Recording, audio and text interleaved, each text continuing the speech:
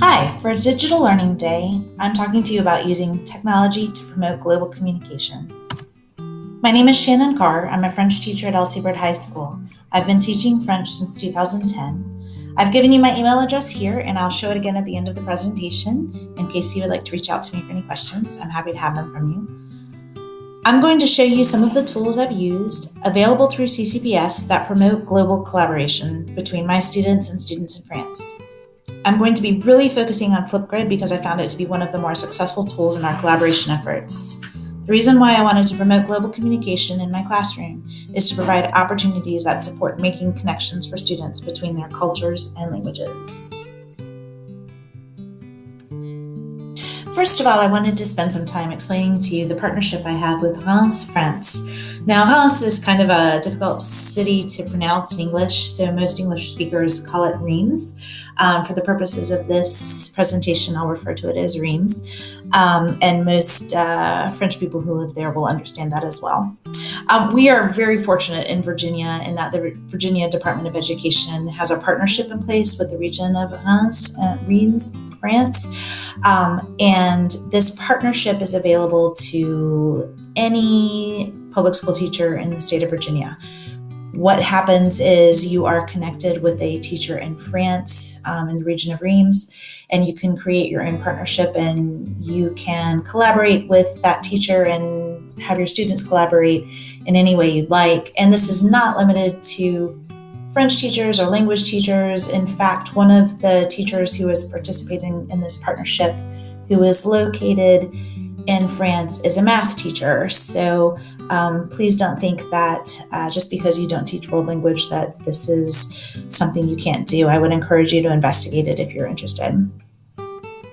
Furthermore, we ensured we were compliant with privacy and data regulations prior to sharing information. I would encourage you to talk to your administrator before you engage in anything like this. And lastly, we happen to be partnered with French students who are learning English. So again, my students are learning French and my partner's students are learning English. So I'm partnered with a school called Lycée Roosevelt, or Roosevelt High School in Reims, France. And this is the Flipgrid that my partner teacher and I created together. I'm going to walk you through a few videos. This is the Grid homepage, and this is the topic where we posted our videos. There are 41 videos, and you can see that there have been 2,550 views and 44.2 hours of engagement. So clearly the students have used this quite a lot.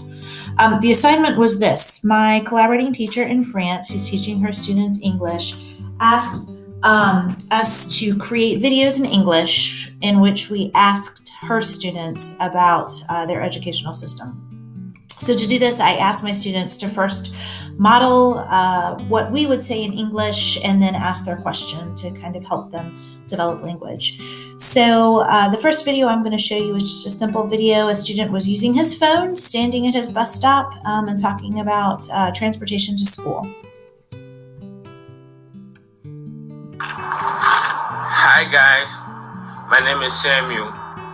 I'm making this video for Baptiste. Hi Baptiste. Hey Baptiste, I just wanted to ask you, how do you go to school every morning? In America, we go to school by the bus, and I'm right here at my bus stop. My bus is going to be here in any minute. That's my bus. So I just want you to tell me how you go to school. Is it by the bus or you walk? Thank you. That's my bus right there. Okay, now Samuel used his phone. Students could also use their Chromebooks. And this is his partner's response. And I'm going to expand this for you. Pour répondre à ta question, moi le matin je prends également le bus, tout comme toi d'ailleurs. Ensuite je prends le tramway et je marche un petit peu jusqu'à mon lycée. C'est tout. Salut. Okay, and in addition to using your phone or your Chromebook, students can also create a video on WeVideo, and I'll show you two students who chose to do that to ask about school life in France.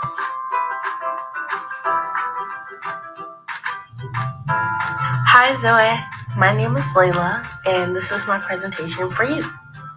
My first period class is biology. As a warm-up for that class, we either do a worksheet or we start taking notes. Do you have a class you take every day? While going to and from classrooms, we use a bell to get around so that we know when we need to be in the next class. When your teacher dismisses you, how do you know when it's time to get to your next class? And this is another video by Jennifer. You can see that transportation, class times, and hallways are important cultural aspects that students like to learn about. Hello, Adrienne.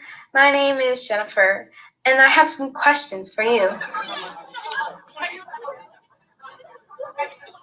My first question is, how busy is your hallway during school? As you can see, my hallway is very busy during school. So these are some examples of what kids can do with Flipgrid and what my students have done in an effort to collaborate with students in France and to share cultural information. Okay, so once again, I'm going to walk you through briefly how to use Flipgrid. If you're interested in Flipgrid and want to try it, I really recommend you get with your integrator to talk with them about how to really use Flipgrid in your class. This is a student view of the screen. You can see students have their videos. They like to leave cute selfie pictures with stickers, and then their comments from their videos by other students are featured below. And if you'll recall, that some of my students ended up uploading videos either from their phone or from WeVideo. To do that, you hit tap to record, and this is how you would record a normal video. Sometimes it takes just a second to load. And then you would select options.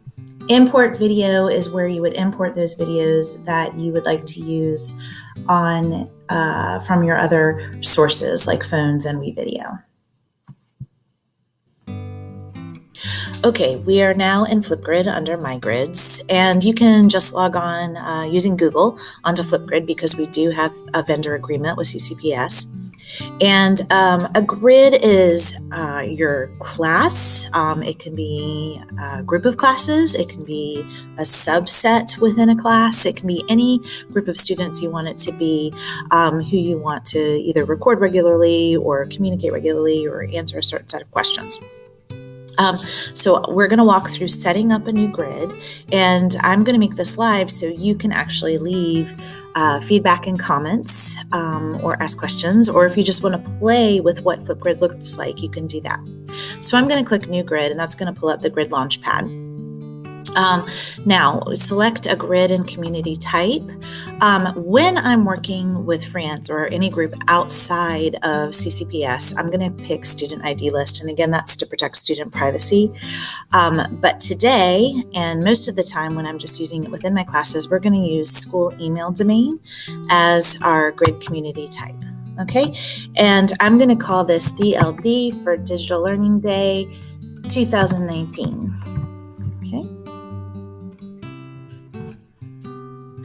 All right, and I'm going to give it a fun picture, and I'm going to hit next. And our domain is ccpsnet.net. And I'm going to launch my grid. Okay. All right, now you can share your grid with your students at this point, but I prefer to share the topic. So I'm going to show you how that works. So we are on grid details at this point. And I'm going to add a new topic, and we're going to call it feedback and questions. Okay. You can put a topic tip here. Here you can change the length of your video. You can give the topic display date, and I'm going to give your topic description question, leave feedback, questions, or just try Flipgrid here. And I really hope you all will take a second to play around with the videos. Topic privacy right here under video moderation. This is a really useful tool. Usually I don't turn this on, but you can toggle this on if you are doing a summative assessment and you don't want students to see the responses of other students. Topic status is active. I can make it frozen if I have recordings and I want students to be able to see the recordings but not be able to record anything new, or inactive where I want to make it invisible to students. You have your launch and freeze dates here. I'm going to just say never for now. And a neat thing is you can record a video or upload a video to add to your topic, so students could maybe watch a video that you've recorded before they record. Okay, so down here is video features. Students can add stickers and drawings to their selfie after they're done. And they can also leave recordings, do student-to-student replies. Again, you can toggle that on and off. And I love to see the video views because I think that's an important tool for students and for me to see who's seen the video. And feedback. This is really interesting that you can play around with feedback. You can give students basic feedback. It basically gives you a rubric, or you can create your custom feedback. You can add criteria and give them a score, and then later give them a link to find your feedback. Right now I'm just going to give basic feedback because I don't think I'll be giving you feedback on this particular Flipgrid topic. So this right here, this bottom topic, is the topic I'm going to share with you all. I'm going to put that on the presentation so you can access it later. And that is basically how we set up our Flipgrid, and that's the quick overview for how to do this. So in sum, this project that we started between our partner school in Reims, France, and LC Bird demonstrates 21st century skills and global collaboration in a multitude of ways. Students were consistently reminded of the importance of digital citizenship, both in what they shared and how they shared it, dealing with their own privacy and classmates' privacy rights, and including the resources and images they used in anything they shared with our partner school. It also provided both of our groups of students with authentic audiences because my students are aware that French speakers are going to be viewing their presentation, and vice versa, that the students in France do have English speakers as their audience, and they're both able to share information as well in their native languages and about their cultures. Collaboration is also a huge part of this project. Even this year with the presentations that the students initially made before they started sharing Flipgrid, the collaboration and the presentation was that students on my end used information they learned in the presentations from students in France to generate questions to them about their school life in Flipgrid. They also used critical thinking because they had to apply their knowledge of language and language learning to their activities. And most importantly for the students, the creativity. They were able to create what they wanted, to talk about what they wanted to create a meaningful and engaging presentation and way to exchange ideas with the students in France. At the bottom of the screen, I have included our Flipgrid topic site. Again, I will hope you will take a second to at least explore there and see what it looks like. And lastly, I wanted to provide you with my contact information. Again, my name is Shannon Carr, and feel free to email me with questions about this presentation or about the partnership with Reims, France. And I've also provided you with the address of Lisa Harris, who works at the Department of Education for Virginia, if you are interested in a possible partnership with Reims. Again, you do not need to be a language teacher to participate in this partnership. Finally, again, I want to encourage you to comment on our Flipgrid topic site. Visiting that site will allow you to see Flipgrid from the student's perspective. And also I'd encourage you to log in as an educator in order to try it from the teacher's perspective as well. Again, feel free to reach out if you have any questions, and thank you so much.